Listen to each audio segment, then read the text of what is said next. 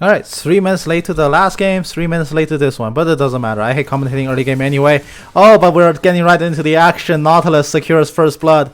Feels like the same story every time. Irelia going for a trade with Rumble. Oh my goodness. Alright, my camera flopped. I was actually trying to like move the stuff. Alright, we're gonna go back and watch that again. Come on, Irelia, show me something good. She is going to commit to this team fight. Well, not team fight. She's going to commit to this trade. The flamethrower burning her down. Wow, she's probably a millisecond away from death there. Having to flash away too. That's what one would call lucky.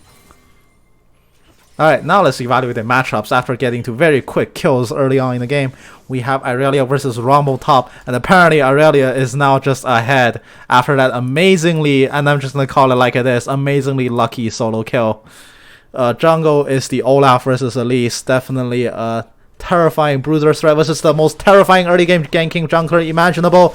But the Spiderling gets eaten by the Nautilus, and Elise bites down onto a full health target, doing absolutely no damage. She will come down onto Nautilus instead of a more farther away minion. Nautilus pops his shield. He will live! Caitlyn Q doesn't find the mark. He's alive. The last take of the night, not enough to burn him down. Oh, that cannot possibly feel good. Well, this Elise, just as I was supposed to say, she's an early game ganking threat. She goes ahead and does that. Oh my goodness. Mid lane, we got Electrocute AP Malphite against Vladimir. Alright, that's something to talk about, I guess. Ashe Nautilus against Caitlyn Karma bot lane. Caitlyn Karma, not as terrifying as Caitlyn Morgana, although probably equally as annoying. Karma's astoundingly high base damage is going to make this lane quite hell. Unless, you know, all those bad trades happen and the jungler comes in and ends, you know, just your typical bot lane play.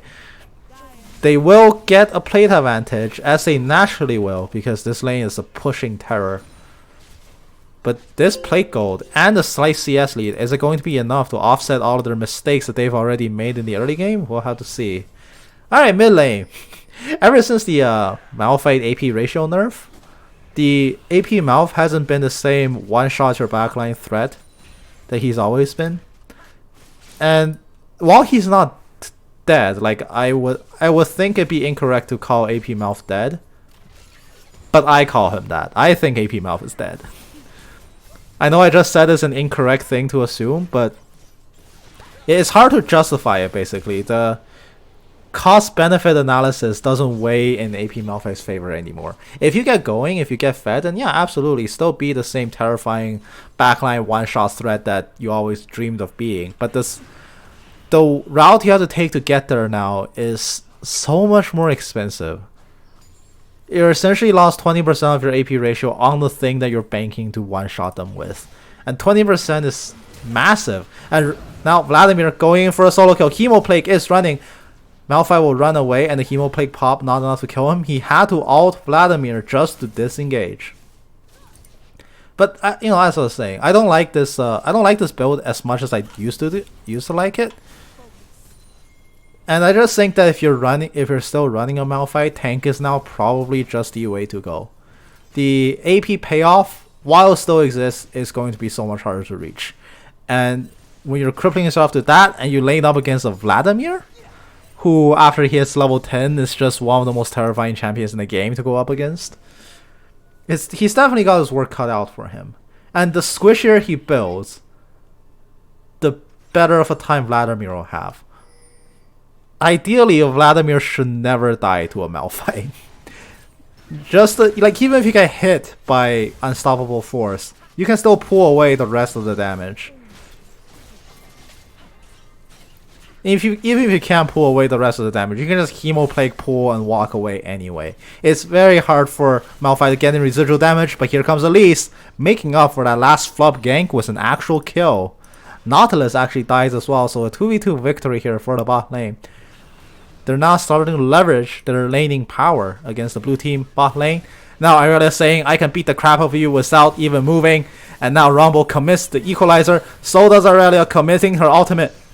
And in fact, despite just sitting there and tanking it, the ultimate BM move, lulling Rumble into a false sense of security, Irelia has claimed the successful counter kill. Oh my. That can't feel good. The first 8 minutes in general has just been mega tilting for a red team. Do they have the mental fortitude to play on and actually pick themselves up? Now mid lane is not a lost cause. Mid lane is probably the brightest spot right now. Bot lane is still on their way to recovery. But, you know, BF Sword over Cutlass, I will actually give it to the Cutlass user in the 2-on-2 fight. It's a slightly higher burst, and to be honest, that's all that matters. Caitlyn does still have a way to go. In fact, she went for a Kerchai Shard, which delays her IE timing. And I don't think getting that attack speed item early is beneficial for Caitlyn. You want to stack more AD in laning phase just because your Q has like this absurd, I don't actually remember the exact numbers, either 1.2 or 1.5 AD ratio scaling. And just by getting headshot procs, getting trap procs, getting Q waves shoves in, that's where most of your laning power resides. Attack speed barely matters for Caitlyn early on. It's all about abusing your incredibly high scaling ratio along with the Karma's base damage just to continuously shove your opponent out over and over. This Kerchai Shard probably hurts her more than it helps her at this moment in time, especially because she's going to be staring down against Blade of the Rune King in just a little bit. It's a terrifying prospect to go up against as Caitlyn. If you ever get nailed by CC, you're done. Oh, very short range stun, but finds his mark onto Rumble regardless. Rumble drops the equalizer. Probably started in the wrong way. That could have started hitting Aurelia a bit earlier. But now Olaf going for the Herald. So is Elise. This has dropped to nearly smite range. One of them is going to get it. Olaf is the one to secure it. The cocoon hits onto Ragnarok, doing absolutely nothing. Now Elise has no way out. She's going to flash. Undertow doesn't find the kill. Meanwhile, Karma bot being arrowed as well as depth charged. She will have to flash away. Kaylee even blows her heal to assist. And now Ignite is taking down her. Ashe flashes back in. One more take of Ignite. Nautilus claims the kill. Caitlyn dies in the 2v2. After bot lane just press their ultimate buttons and just gets a kill like that, Karma will run away with her life for now. And now, Karma wants some blood. The Empower Q flies past Ashe's face and hits absolutely nothing. She will tank a ton of damage in retaliation. And now actually thinning out the wave. Probably the wrong move to make, but Aurelia coming up top. The stun misses, but the ult does not. However, she doesn't have enough damage to continue the kill. She is almost doubling Rumble's farm, as well as basically just killing him twice. So much ahead. She actually got the Herald. Oh, this is gonna be so much plate gold. Ooh. She's actually gonna, yeah, she can keep going here. There's nobody here to assist. Elise's bot lane. She gets slammed by the unstoppable force. The spider turns into a spider form. Is she going to grab onto the Malphite? She does actually get the kill, but Undertow immediately takes it back. Rumble trying to slap the eye. He doesn't auto it. The eye didn't open until just now. So Herald actually survives long enough to make a devastating charge onto the tier 2. Now it's just Vladimir. He's going to pull away to stall most of the Ragnarok duration out. The Empower Q sucks away some of his health, but he walks back into the face of an Undertow. And Olaf takes that kill. Caitlyn coming in. She's basically wielding a pea shooter against Olaf's face, so Olaf doesn't care. Now bot lane, holding a decent chunk of CS in reserve, waiting for the Ashe to return to lane. Ashe did in fact purchase that Blade of the Rune King. Very, very scary now. Now Aurelia actually tanking some tower shots doesn't really matter at this stage. She's so ahead, she can do whatever she wants. Elise actually comes in for the gank Cocoon. Just misses, so does Aurelia E, so that's going to be a well-earned shutdown. Aurelia is actually the first player in this game to just hit this 100 CS and then die.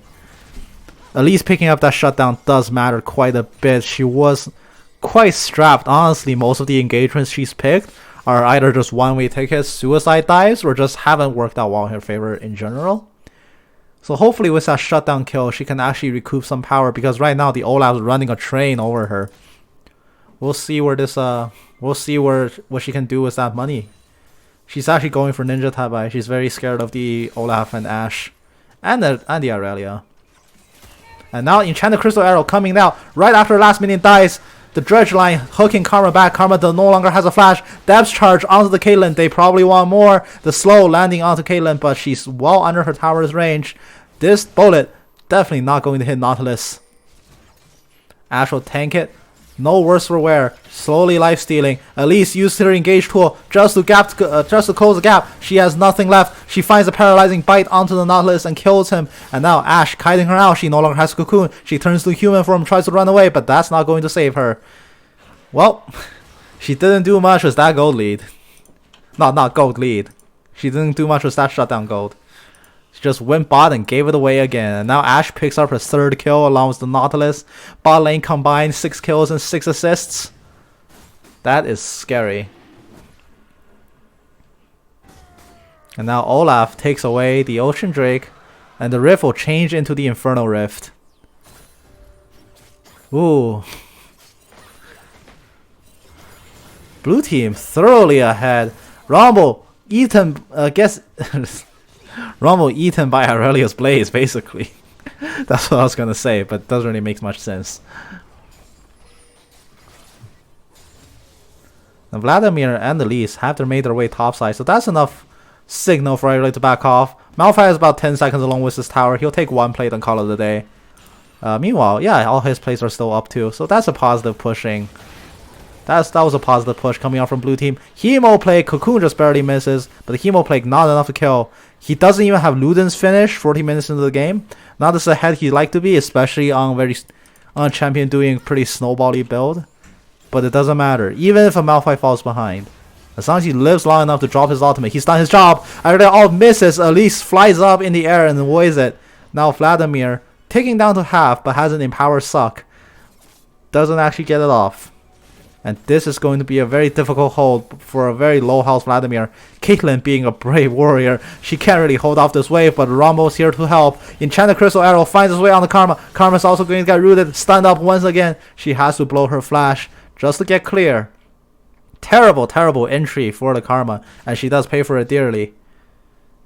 Caitlyn finishing Storm Razor as her first item, so that's why she has a Kurtai Shard. I hate it. I don't like it when Caitlyn builds this item. I don't. I really hate it. When you're behind, it's probably the item to go, but still. But I hate it so much, it didn't even cross my mind that she was going for it. It might be better nowadays, but I definitely don't have the patience for it. I don't have the patience for that item anymore, dude. It's supposed to enchant out your energized attack, and Caitlyn is a champion that goes for 2 energized items. But still, it doesn't outstrip just the raw power that an IE can output. That's where most of your damages lie late game. But now the hook lands onto the Karma. She will die. And Caitlyn not going to find reprieve. Malphite flash alts Freedom Mobile, delivering his plan onto Caitlyn. $55 a month for unlimited data. You could probably use it while dead. Elise coming down for a gank. Not going to find it. The Olaf can just shrug off most of this damage. Red team is so far behind at this stage in the game.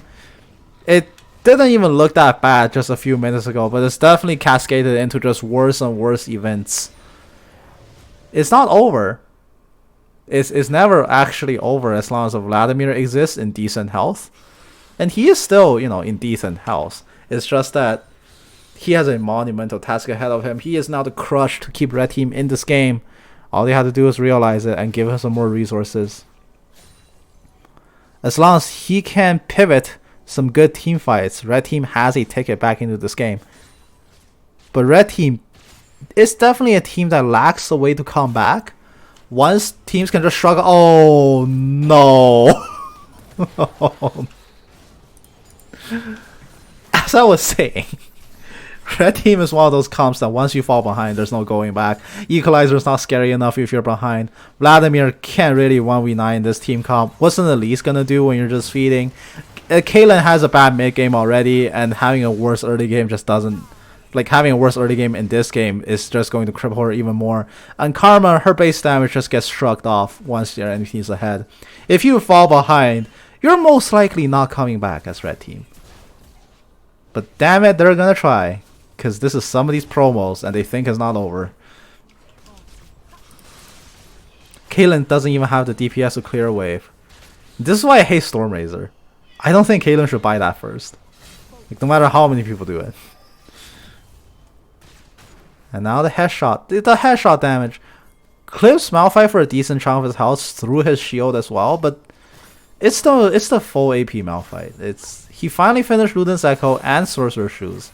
He actually got quite a bit of money. I really hope Blaze Reach doesn't actually get a stun. And the Karma Root gets detached, finding nothing there, and the Elise has to turn and run for the hills. She built armor stuff, and Malphite smacks her with a Q, and she just has to run. She's quite squishy, despite having Tabais and Seekers. She definitely can't stand up to how strong the Ashe is, or how strong the Olaf and Irel are. Even the ADC can shut off your junglers, and that's pretty bad news, you know. Herald 2 gets dropped in mid lane. Enchanted Crystal Arrow finds his way onto Vlad. That's the key person. They need to take him down. He is going to pull and walk away, but that's going to buy enough time for the Herald to charge in. Equalizer gets dropped onto the side to dissuade the Malphite, but that's a one-man Equalizer. They have no more team fighting tools left. They're going to chomp down the Herald. And despite some ignites there and back, no one dies except for the mid T1. And even that is a net positive trade for blue team. They've committed so many team fighting ultimates. Even Hemoplague was committed. There's also no Equalizer. They can't possibly win this fight! What are they doing? They're going to run face first. Immediately 3 people dies before the fight even begins. Vladimir is going to run away on a shred of life. He's not going to make it out. Neither is going to the Elise. A clean 5-for-0 ace. Caitlyn, 4-for-0 ace. Caitlyn's the lone survivor. She just has to walk out of there.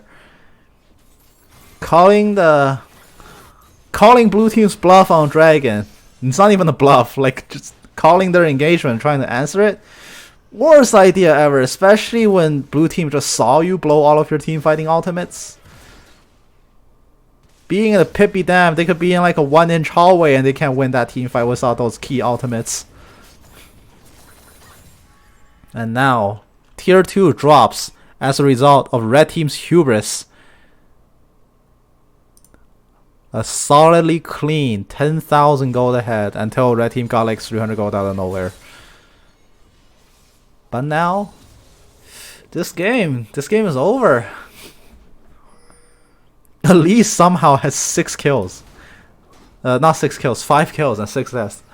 She somehow has most of red team's kills, despite not actually having made positive plays to result in those 5 kills. Every kill has always ended up with something more disastrous.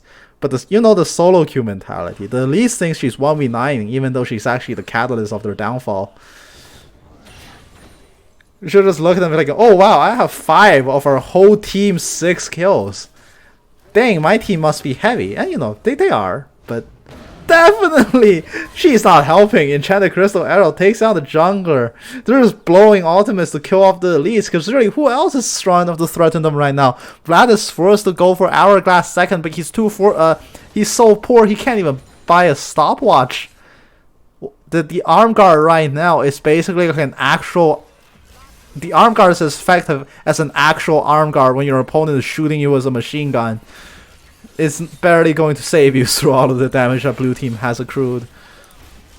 But now, Nautilus gets found out in the side, immediately turns with a depth charge. The bullet does not find his mark, but Hemoplay comes down. Vlad gets his first kill. No, Vlad doesn't get that first kill. It actually went to Karma. Oh no, the Tides of Blood not enough to kill off the Caitlyn, not enough to kill off the Ashe. And Ashe grabs her 8th kill onto the game, the 3rd death from Vladimir.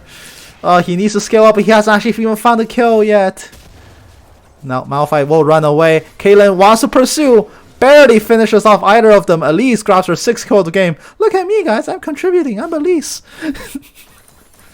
I'm the only fed person on our team. That means it's over.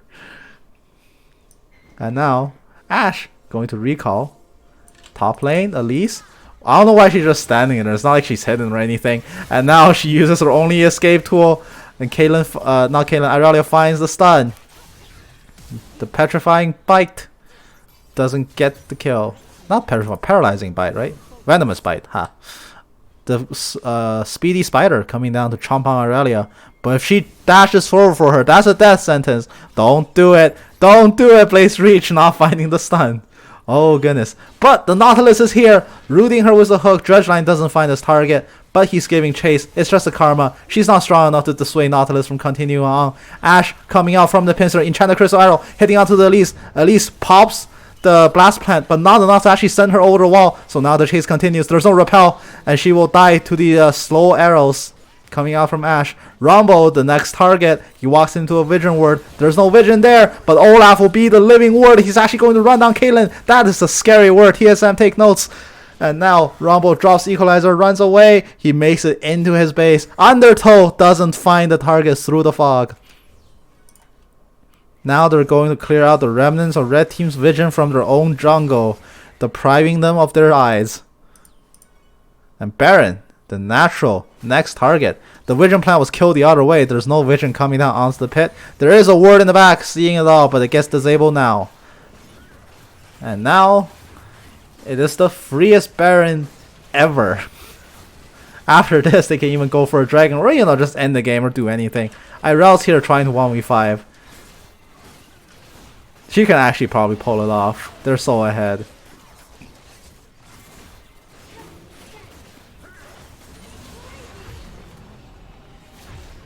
Free Baron. Very, very free Baron. Oh, oh my gosh, the tiniest stun clipping the Caitlyn.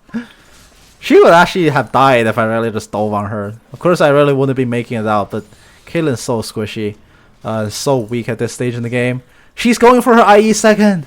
Oh no, don't do that. You need your rapid fire. The bullet not finding the kill. Not finding anything, to be honest. But the cocoon comes down. Irelia, not the best place to be, but here comes a 3-man unstoppable force. Enchanted Crystal Arrow, nailing his way onto the Caitlyn, but Malphite is alone in the middle of 4 people. That's probably a terrible fight! Oh, Vladimir picks up his first kill, getting a 10,000, not 10,000, 1,000 go shutdown, not 10,000, I'm so sorry. 1,000 shutdown kill onto the Ashe. He wishes it was 10,000. Oh man, a very nasty sequence of events from blue team, dropping 3 critical kills. Dabs charge onto the Rumble, gets eaten by the shield, and now Olaf running in for a 1v5. Probably not a good idea, but he actually somehow runs down 2 people. Oh my goodness, he is fed. Vicious strikes coming out for the lifesteal. That's a triple kill. He gets so much health back from that one auto. What was that? And now Elise is going to bite her. The execute damage enough to finish her off. Vlad picks up his second kill. Those are only 2 kills, but each were worth either 700 or 1,000 gold. He actually got such a large amount of money. He's actually ahead of Malphite now. A cruel twist of irony. But it's just drops in the ocean at this point. They need to do a lot more to stem the tide. Now blue team has to throw like that, like 3 or 4 more times before red team even has a chance. Now the question is, will they? Irelia tries to kickstart the throw, diving in onto the Elise into her own minion wave, very far into enemy lines, but she doesn't seem to care. Even commits the ignite, actually slashing down the Elise before the root can land, and now Karma finds herself to be the next victim. She has to make it out. The Enchanted Crystal Arrow misses her, and she walks back in the lane. Actually smacks Vladimir in the face. Oh my goodness. Oh, red team not catching a break this game. Equalizer tossed down onto the Baron waves. It's not even killing off the cannon. It's so weak. He only has Liandry's to his name and nothing else. The dredge line! Wow, that was like 1,500 units away. Karma dies without even realizing what hit her. The unstoppable force onto the Rumble, and now Vlad in the middle of 4 people. He doesn't even have the pool. He's going to die to Ashe. Now the Miner's Throw, giving her opponent false hope. Triple kill for the Ashe. Triumph, healing her out of the kill range for the tower. Clean 5-for-0 ace, and now Elise, the only hope for red team. Can she pull through? The answer is of course not, but she likes to try. No, they don't. They surrendered. And that is the end of this game.